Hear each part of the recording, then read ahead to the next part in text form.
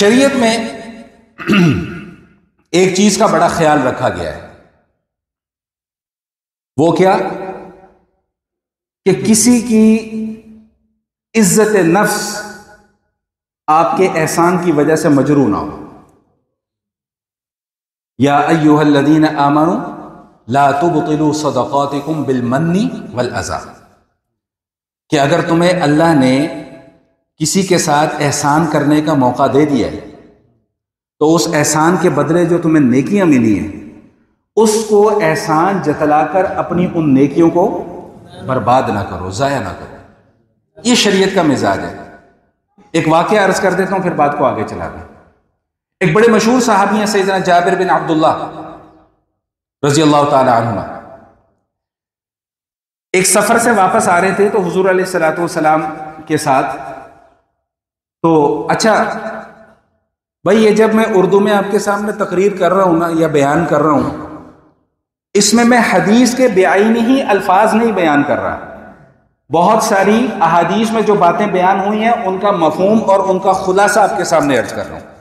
اس لیے جو میرے اپنے مزاج کے موافق جو الفاظ نکلیں گے وہ حدیث کے الفاظ۔ بھائی بات سمجھ میں آ گئی کہ نہیں آ گئی؟ کوئی یہ نہ کہتے کہ مولوی صاحب نے تو یہ بیان کیا حالانکہ یہ تو حدیث میں ہے ہی نہیں۔ تو اس لیے میں پہلے عرض کر رہا ہوں کہ میں حدیث کا مفہوم بیان کر رہا ہوں آپ کے سامنے۔ 4-5 روایات ہیں، ان سب کو ملا کر اس کا خلاصہ اور اس کا مفہوم آپ کے سامنے عرض کر رہا ہوں کہ سیدنا جابر بن عبداللہ رضی اللہ تعالیٰ عنہما ایک سفر میں حضور علیہ الصلوۃ والسلام کے ساتھ واپس آ رہے تو ان کا اونٹ سست ہو گیا، آہستہ آہستہ چلنے لگا، مریل ہو گیا، ان کا اونٹ تھوڑا سا پیچھے رہ گیا۔ تو حضور علیہ الصلوۃ والسلام نے باقی ساتھیوں سے پوچھا کہ یہ جو پیچھے رہ گیا ہے کون ہے؟ یہ تو بتلایا گیا کہ جی جابر بن عبداللہ ہے، بلاؤ، بلایا گیا۔ جابر کیا مسئلہ ہے بھائی؟ حضور اونٹ تھک گیا ہے، سست ہو گیا ہے، تو اس لیے آہستہ آہستہ چل رہا ہے۔ تو حضور علیہ الصلوۃ والسلام فرمایا کہ اونٹ کو لے کے آؤ، اونٹ کو لے کے آؤ، اس کے اوپر ہاتھ پھیرا، اس کو ایک چابک ماری۔ اب جب حضور کا ہاتھ پھر گیا، حضور کی چابک لگ گئی تو اونٹ میں تو ایسے کہ جیسے کہ ایک نئی روح پیدا ہو گئی۔ اب وہی اونٹ جو کچھ دیر پہلے سب سے پیچھے پیچھے چل رہا ہے، وہی اونٹ اب سب سے آگے آگے چل رہا ہے۔ بھائی جانور بھی ہم سے زیادہ باشعور ہیں، وہ بھی جانتا ہے کہ مجھ پر کس کا ہاتھ لگا ہے، یہ ہم ہی نہیں سمجھ پائے آج تک۔ اونٹ کو پتہ چل گیا کہ مجھ پر کس کا ہاتھ لگا ہے، میں اور آپ آج تک نہیں سمجھ پائے۔ تو خیر اب وہ جب اونٹ سب سے آگے آگے چلنے لگا، اب نبی علیہ الصلوۃ والسلام نے جابر بن عبداللہ رضی اللہ تعالیٰ عنہ سے گفتگو شروع کر دی، جیسے ہم بھی آپس میں کرتے ہیں، آپ کیا حال چال ہے، ٹھیک ٹھاک ہو، کیا کر رہے ہو آج کل؟ یہ کامن سے سوالات ہیں جو ہر کوئی ایک دوسرے سے پوچھتا ہے۔ اچھا ہم تو پوچھتے ہیں، بھائی ہم سے مراد ایک جرنل بات ہوتی ہے، آپ لوگ میں اور آپ نہیں ہیں، اللہ ہمیں ان حرکتوں سے بچا کے رکھے۔ میں اور آپ جب ایک دوسرے سے پوچھتے ہیں تو ان کا مقصد کیا ہوتا ہے؟ چسکے لینا کہ اس کی کوئی بات جو ہے نا وہ میرے ہاتھ لگ جائے، ہے نا، کوئی پوائنٹ ہاتھ لگ جائے۔ علیہ الصلوۃ والسلام اب جابر بن عبداللہ رضی اللہ تعالیٰ عنہ سے، آپ جابر کیسے ہو، ٹھیک ہو، شادی وادی کر لی؟ یا رسول اللہ شادی کر لی۔ اچھا کس سے کی شادی؟ یا رسول اللہ ایک بیوہ عورت ہے اس سے شادی کر لی۔ تو نبی علیہ الصلوۃ والسلام نے فرمایا کہ تم نے کسی کواری سے کیوں نہ شادی کی، تم تو خود جوان ہو۔ بھائی تم بھی جوان ہو، کسی جوان عورت سے شادی کرتے تاکہ تم لوگ آپس میں ایک دوسرے کے ساتھ جو ہے وہ تلاعب کرتے، جس کا میں اپنی زبان میں ترجمہ کر دوں کہ موج مستی کرتے۔ بھئی جوان ہے نا۔ اب سنیے کہ حضرت جابر رضی اللہ تعالیٰ عنہ نے کیا فرمایا۔ عرض کرنے لگے کہ یا رسول اللہ، بات دراصل یہ ہے کہ میرے والد صاحب تو شہید ہو چکے ہیں، میری بہت ساری بہنیں ہیں، اور بچوں چپ کر جاؤ یار، توجہ تمہاری طرف جا رہی ہے میری بار بار، چپ کر جاؤ، باتیں نہ کرو۔ اچھا جابر رضی اللہ تعالیٰ عنہ کیا فرماتے ہیں؟ یا رسول اللہ والد تو میرے شہید ہو چکے ہیں، میری کافی بہنیں ہیں، اب ان بہنوں کی ذمہ داری مجھ پر ہے۔ اللہ اکبر کبیرہ، یہ ہے ایک بھائی، ابھی دیکھیے گا انہوں نے قربانی کیا دی ہے۔ فرماتے ہیں کہ یا رسول اللہ میں نے بیوہ عورت سے اس لیے شادی کی ہے، زیادہ عمر کی عورت سے اس لیے شادی کی ہے کہ تاکہ میری بہنیں ابھی چھوٹی ہیں، ان کی تربیت کرنے والی کوئی گھر میں آ جائے۔ اگر میں کسی جوان لڑکی سے شادی کر لیتا تو میری بہنوں کی تربیت نہ ہو پاتی، وہ تجربہ کار عورت ہے، اسے پتہ ہے کہ بچیوں کو کیسے سنبھالنا ہے، کیسے رکھنا ہے۔ تو یا رسول اللہ میں نے اس وجہ سے یہ کام کیا۔ اللہ اکبر کبیرہ، یہ ہے ایک بھائی کی قربانی اپنی بہن کے لیے۔ ہمارے معاشرے میں آج کل کیا چلتا ہے کہ بہن کے پاس جو کچھ ہے وہ بھی مجھے مل جائے، بہن کے پاس جو کچھ ہے وہ بھی مجھے مل جائے، بیٹی کے پاس جو کچھ ہے بیٹی کو کچھ دینا ہی نہ پڑے۔ شادی کے اوپر 2-3 لاکھ روپیہ خرچ کر کے سمجھتے ہیں کہ بڑا احسان کر دیا ہم نے شادی کے اوپر، بیٹی کے اوپر 2-3 لاکھ روپیہ خرچ کر کے۔ بھائی جو اس کا حصہ ہے وہ اس کو دو، وہ اس کا شرعی حق ہے۔ بہرحال واپس آتے ہیں تو نبی علیہ الصلوۃ والسلام اب جو ان سے گفتگو ہو رہی ہے، اس گفتگو کا مقصد جابر کے حالات کو معلوم کرنا ہے، ذرا جابر کے حالات پتہ چل رہے ہیں۔ اب جابر کے حالات تو سامنے آ گئے حضور کے بھئی اس کے حالات کوئی اچھے نہیں ہیں، بہنیں بھی ہیں۔ اچھا جابر یہ اونٹ جو تمہارا بڑا تیز چل رہا ہے بیچو گے مجھے؟ یا رسول اللہ آپ حکم کریں ویسے لینے۔ فرمایا نہیں ہم نے خریدنا ہے یہ اونٹ تم سے، اب سودا چل رہا ہے۔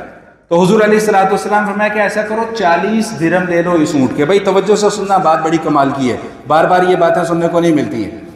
فرمایا کہ بھئی 40 درہم لے لو اور اونٹ مجھے دے دو۔ تو جابر رضی اللہ تعالیٰ عنہ کو محسوس یہ ہوا کہ شاید یہ 40 درہم اونٹ کی قیمت جو ہے وہ کم ہے۔ یا رسول اللہ نہیں 40 درہم تو نہیں۔ فرمایا نہیں 40 لے لو اور اونٹ مجھے دے دو۔ اچھا ٹھیک ہے یا رسول اللہ آپ ایسا کریں کہ 40 درہم میں مجھے یہ اونٹ دیتے ہیں، لیکن میری ایک شرط ہے۔ وہ شرط کیا ہے؟ وہ شرط یہ ہے کہ یا رسول اللہ مدینہ تک اسی پر جاؤں گا، مدینہ جا کر پھر آپ یہ اونٹ لے لیجئے گا۔ مدینہ پہنچ گئے، مدینہ پہنچ کے وہ اپنے گھر کی طرف چل پڑے۔ جابر کدھر؟ یا رسول اللہ گھر سے تو ہویا ہوں، ان کو تو بتایا ہوں۔ ایک روایت میں آتا ہے کہ جا کر اپنے ماموں کو بتایا کہ میں نے اپنا یہ اونٹ بیچ دیا ہے۔ تو وہ جابر کو ملامت کرنے لگے کہ تیرے پاس اس اونٹ کے سوا تھا ہی کیا، تو نے یہ بھی بیچ دیا، اب کیا کرے گا؟ وہ کہنے لگے بس اب بیچ دیا تو بیچ دیا، اور بیچا بھی رسول اللہ کو ہے۔ تھوڑی دیر بعد اونٹ لے کے نبی علیہ الصلوۃ والسلام کی خدمت میں حاضر ہو گئے۔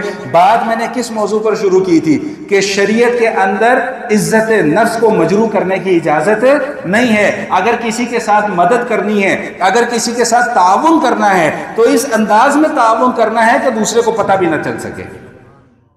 اب یہ اونٹ لے کر واپس آ گئے تو نبی علیہ الصلوۃ والسلام نے بلال رضی اللہ تعالیٰ عنہ کو باز دی کہ بلال اس کو جابر کو جو ہے وہ 40 درہم دے دو، اور کچھ اور بھی زیادہ پیسے اور تھوڑے سے اوپر کر کے دے دینا۔ تو بلال رضی اللہ تعالیٰ عنہ نے 40 درہم اونٹ کی قیمت دے دی اور اپنی طرف سے کچھ مزید پیسے اور ان کو ادا کر دیے۔ اب جابر رضی اللہ تعالیٰ عنہ نے اونٹ حوالے کیا اور چل پڑے۔ نبی علیہ الصلوۃ والسلام نے بولا جابر واپس آؤ۔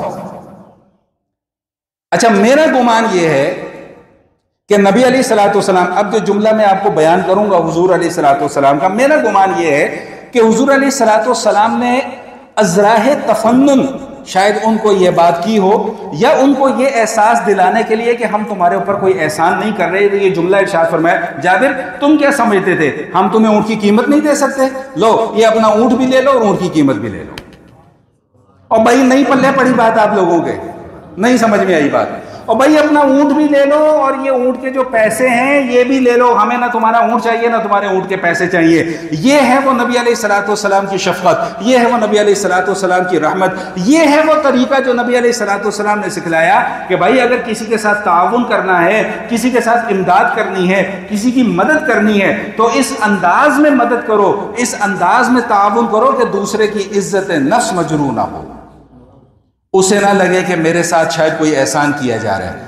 یہی وجہ ہے کہ شریعت یہ مسئلہ بھی بیان کرتی ہے۔ اکثر لوگ یہ سوال پوچھنے چلے، آج اس سوال کا جواب اس اجتماع میں بھی سن لیں۔ بھائی جب بھی کسی کو زکوٰۃ دینی ہو یا کوئی صدقہ دینا ہو تو اس کو بتانا نہیں چاہیے کہ میں آپ کو یہ زکوٰۃ دے رہا ہوں یا میں آپ کو یہ صدقہ دے رہا ہوں، کیوں؟ اس کی عزت نفس مجروح ہوگی، وہ دل میں سوچے گا یار میں اتنا گیا گزرا ہوں کہ اب میں لوگوں کی زکوٰتیں لینے لگا ہوں، میں اتنا گیا گزرا ہوں کہ اب لوگ مجھے صدقہ و خیرات دینا شروع ہو گئے نہ، اس لیے فرمایا کہ بتانا نہیں ہے، بس دل میں نیت کر لو اور اس کو جس کو دینا ہے اس کو خاموشی کے ساتھ دے دو۔ اللہ اللہ خیری۔